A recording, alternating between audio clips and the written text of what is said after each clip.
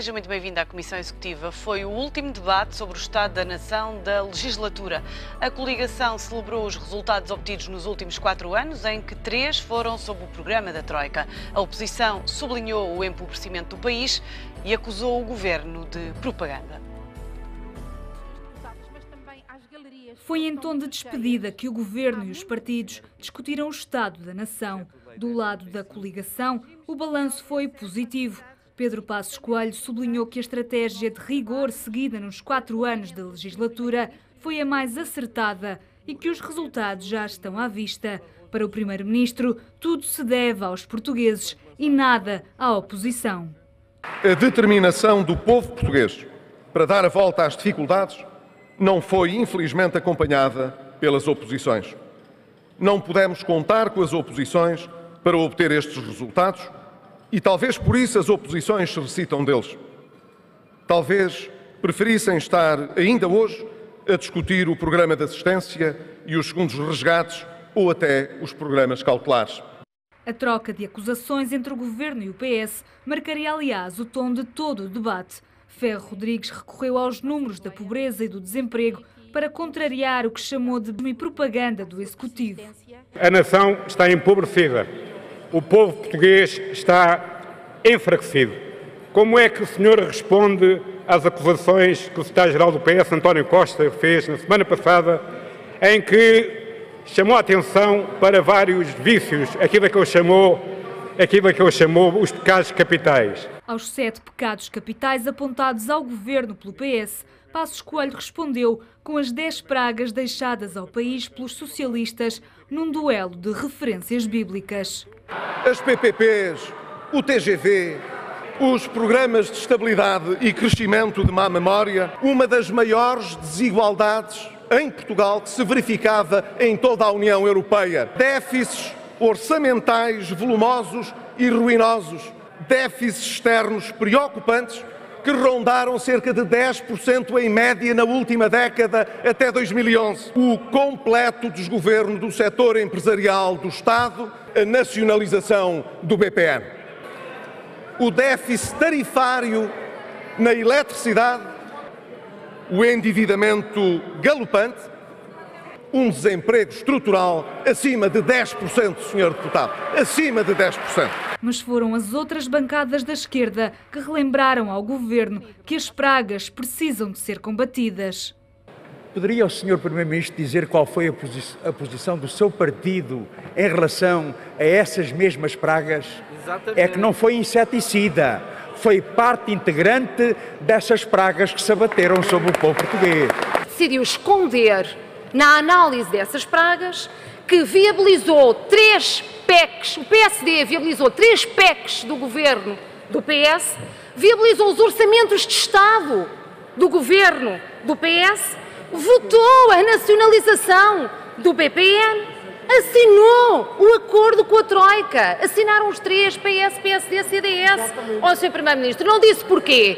Que era para não chegar à conclusão de que o PSD também é uma praga? O Estado da Nação é um governo em estado de negação. Segundo o Bloco de Esquerda, Catarina Martins trouxe ao debate um dos temas mais quentes de toda a legislatura, as privatizações. Nada marca tanto o Estado da Nação do que ter tornado Portugal o país das compras low cost e dos negócios milionários para a finança internacional.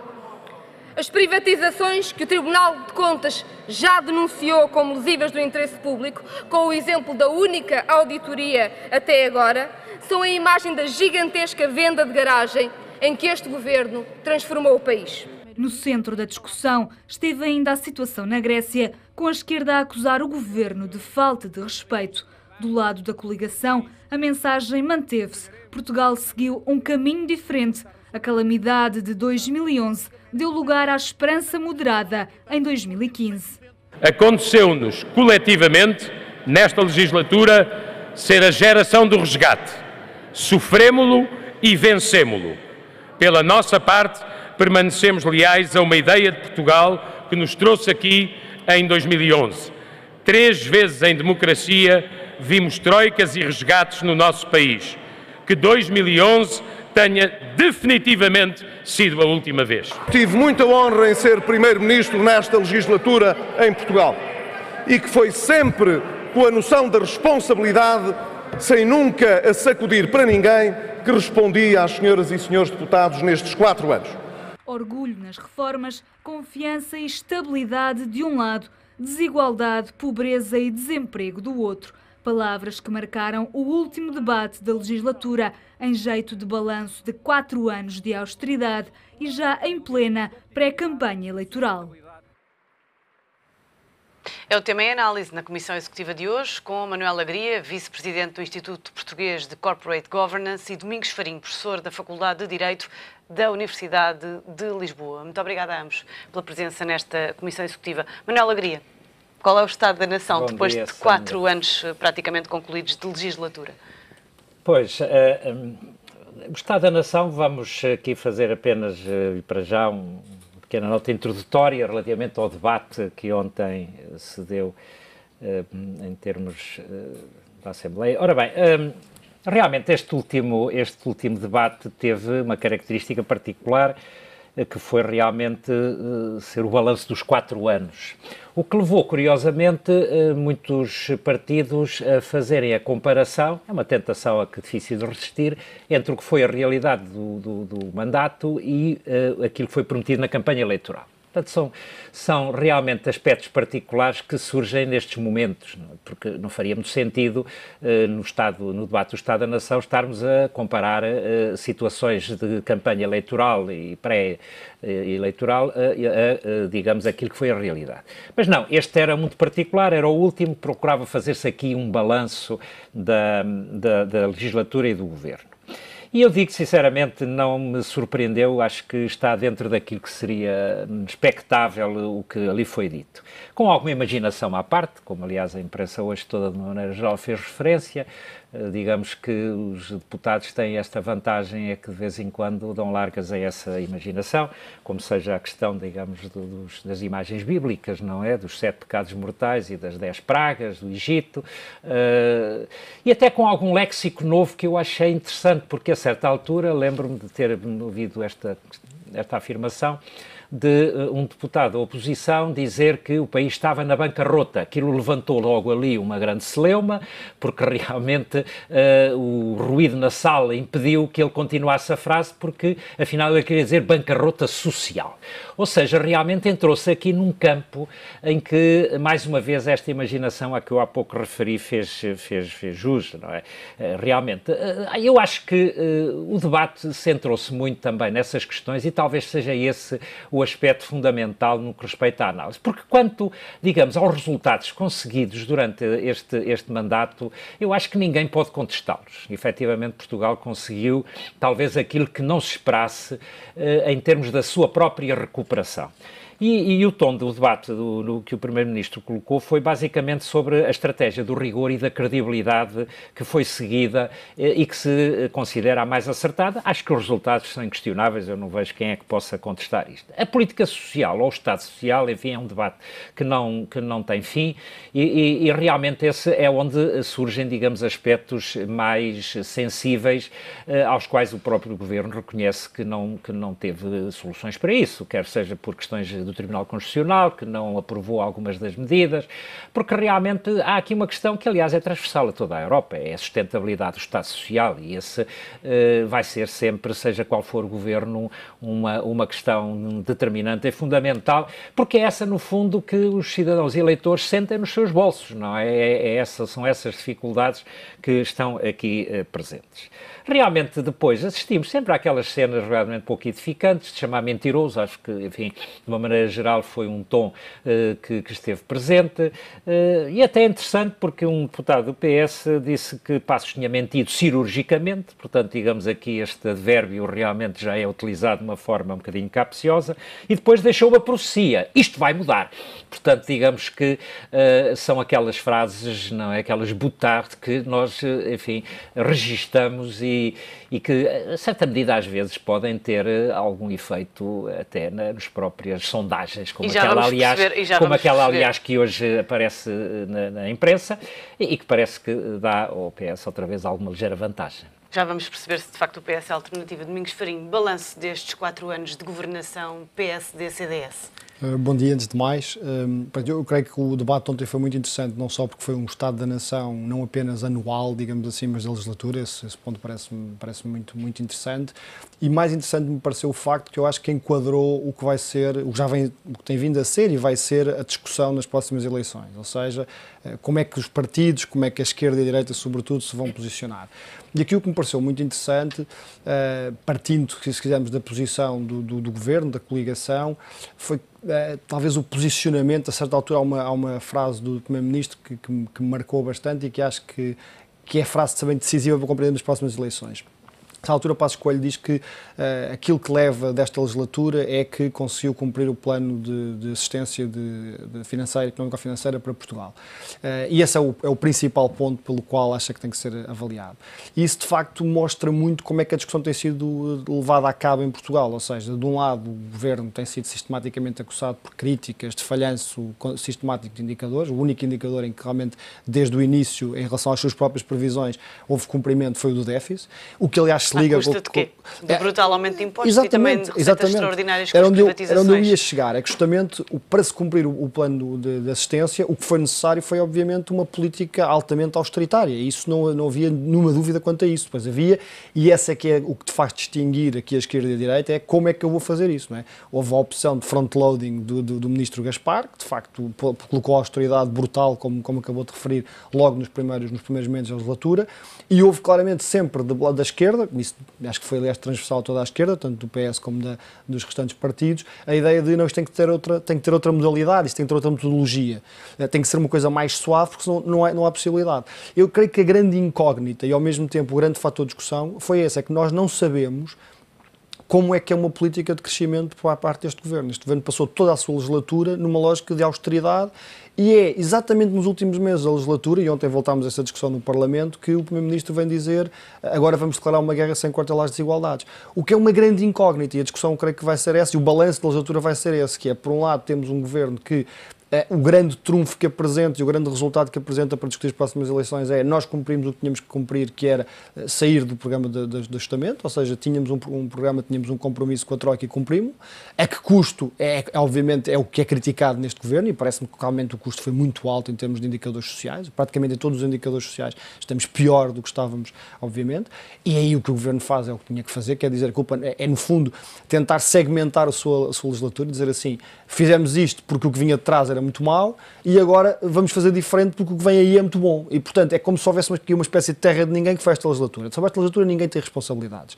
Nós tivemos que fazer isto porque vinha de trás e agora é que vão começar os bons tempos. E, obviamente, eu creio que o PS e, sobretudo, a esquerda reage bem a isto e responde bem a isto e depois, novamente, vamos ver se isso tem repercussão nas sondagens. No fundo, o que vem dizer o PS e a esquerda é dizer assim, muito bem, cumpriu o seu programa, mas podia-se ter cumprido de outra maneira. É preciso não esquecer aquela ideia que, por acaso, desapareceu da narrativa do governo de quisemos ir além da Troika. Ou seja, é aqui que está, quanto a mim, o germe da discussão. Ou seja, nós quisemos ir além da Troika significa que havia várias maneiras de cumprir o programa de ajustamento, não é? E houve vários, até podemos dizer mesmo que houve vários programas de ajustamento, porque desde a primeira versão até à última houve muitas alterações. E, portanto, por um lado temos o governo com esta modalidade de austeridade e com esta forma de austeridade, depois se repercute em várias discussões, como, por exemplo, a posição do governo quanto à Grécia.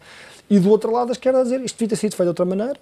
E, portanto, os resultados a que chegámos aqui não eram irreversíveis, não eram inevitáveis, que é, obviamente, também uma posição do governo. E, portanto, mesmo que agora venham dizer que daqui para a frente as coisas vão mudar, isto é, que agora que vamos apostar nas desigualdades, no combate às desigualdades sociais, não há nenhum indicador, nem sabemos como é que vocês vão fazer isso, porque não só nunca fizeram nestes 4 anos, como pelo contrário, a vossa experiência parece exatamente no oposto, que é exatamente provocar essas desigualdades. Por isso temos aqui um balanço, foi um balanço de Estado da Nação, ou se quisermos Estado da Legislatura, muito interessante, porque acho que deixou as coisas muito claras, quais são as duas posições que temos, digamos, de esquerda e direita, e isso vai obviamente tornar, eu creio, acho que é importante, vai tornar a discussão, sobretudo na reta final, quando chegarmos à campanha, mais clara, o que é importante porque já se percebeu que temos uma grande margem de indeciso. Isso é muito importante convencê-los, digamos assim. Manuel Agria. Eu gostava de dizer, eu não subscrevo exatamente aquilo que disse quando afirmou, por exemplo, que o único indicador positivo que tínhamos conseguido atingir tinha sido a questão do déficit. Aliás, só para dizer também que a economia não é uma ciência exata, como sabe, e, portanto, quando se diz ou afirma que fomos além da Troika, eu gostava que essa matéria fosse discutida com algum rigor.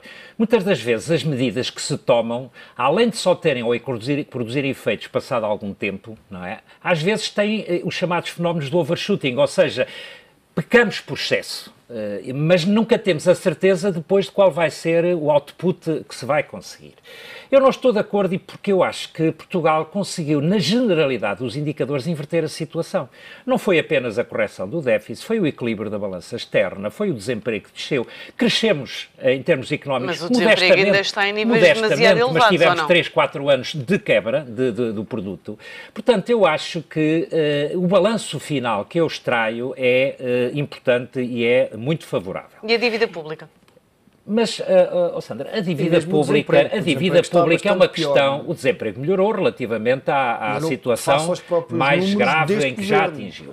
O problema da dívida externa é uma consequência dos déficits que temos tido no orçamento e, portanto, além do mais, ainda há 2 ou 3 dias, uma análise relativamente serena dessa matéria mostra que se extrairmos da dívida pública aquilo que foi o empréstimo que esteve associado ao programa de assistência financeira, a dívida pública desceu. Ou seja, portanto, mas isso, enfim, é um bocadinho chover no molhado porque não deixa de ser dívida, não é? E não tem que ser paga. Mas Portugal conseguiu aceder aos mercados hoje em condições que provavelmente poucos países na Europa com outra solidez conseguem, em termos de taxas de juro. Conseguimos estar hoje a antecipar pagamentos ao FMI e vamos ver uma questão.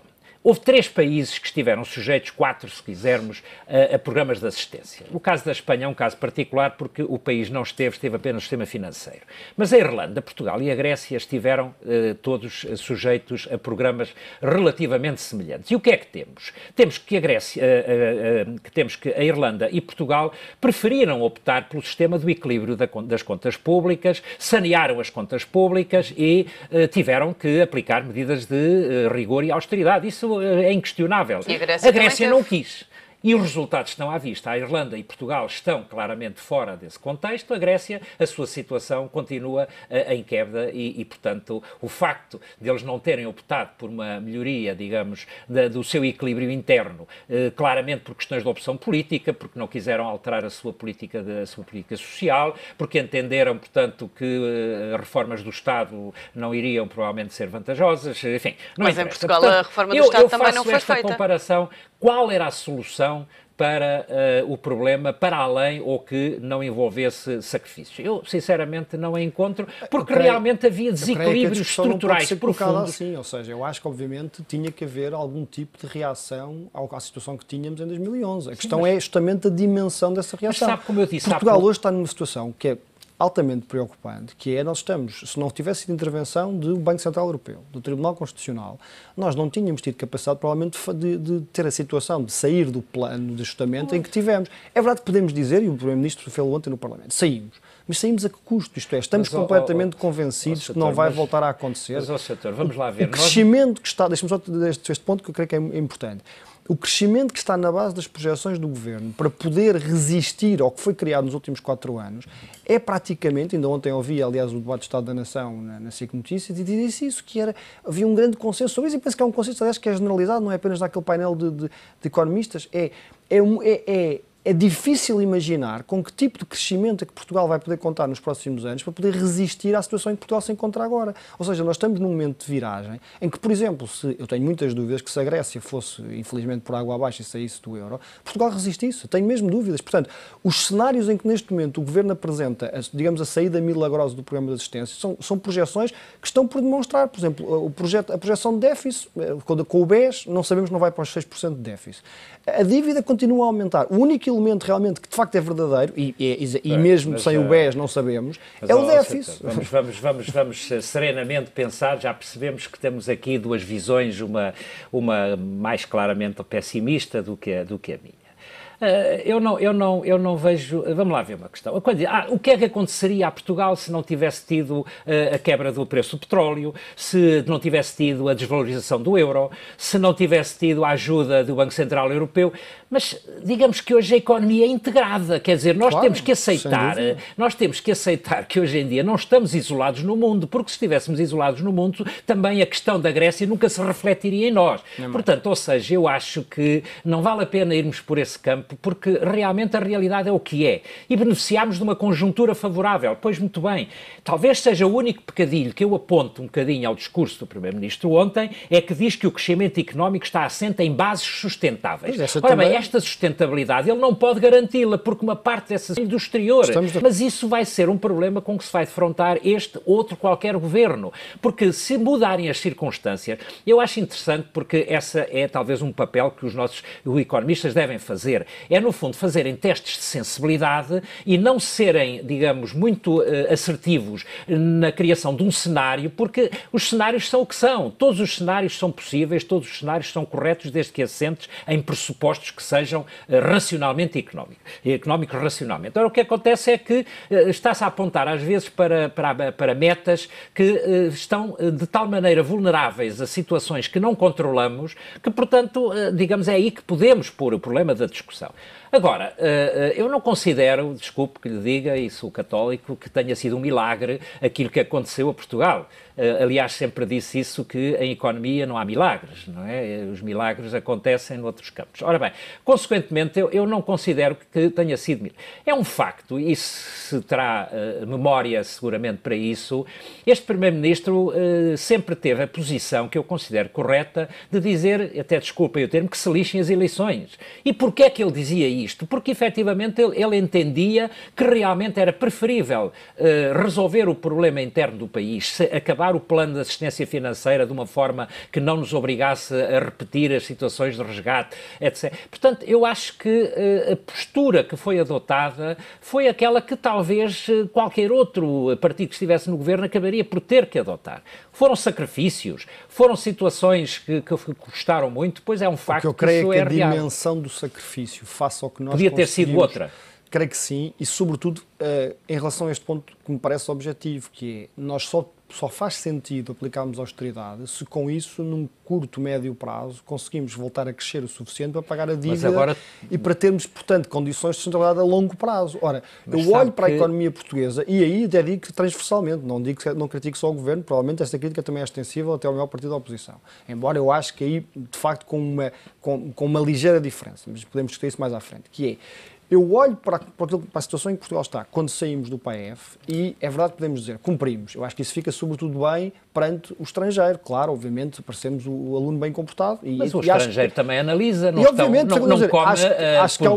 acho que há uma dimensão que é fundamental. Agora, internamente estamos melhores, isto é, estamos com mais condições para no médio prazo conseguir evitar que voltemos a uma situação destas. Eu não consigo ver isso. Ou seja, eu vejo a taxa de desemprego continua preocupante face ao que nós precisamos para os níveis de crescimento. Os índices de crescimento, em termos da balança comercial que referi há pouco, não me dão grande otimismo, porque vamos lá ver, nós estamos a crescer, sobretudo, muito beneficiados pela seção do petróleo, como há bocadinho referiu, não tinha referido esse aspecto. Estamos também muito assentes no consumo, ou melhor, estamos muito dependentes da variação no consumo. É verdade que as nossas exportações têm corrido bem, mas não têm sido suficientes para contrariar as importações, mesmo assim. E, portanto, temos aqui fatores de desequilíbrio que, como dizia há pouco, eu concordo consigo. Mas acha que são fatores de desequilíbrio? Sabe que o consumo representa 66% do produto. Se quisermos atuar no crescimento, temos que atuar nas variáveis que têm peso, não é? Claro, é evidente que se costuma dizer que o crescimento virtuoso é aquele que assenta no investimento e nas exportações. Ora bem, as nossas exportações cresceram de 30% a 44% do PIB. E a meta que o governo tem traçado era para chegar a 50% no final da década ou o que for. Ora bem, há questões na economia, como aliás também há pouco referiu, que têm efeitos de curto prazo e há outras que têm efeitos de médio e longo prazo. Poder-se-á dizer, não fomos tão longe nas reformas estruturais como gostaríamos de ir. As reformas estruturais, pela própria concepção, têm efeitos que nós não conseguimos visualizar em tempo. Falamos das reformas depois de um curto intervalo nesta Comissão Executiva. Regressamos num minuto. Até já.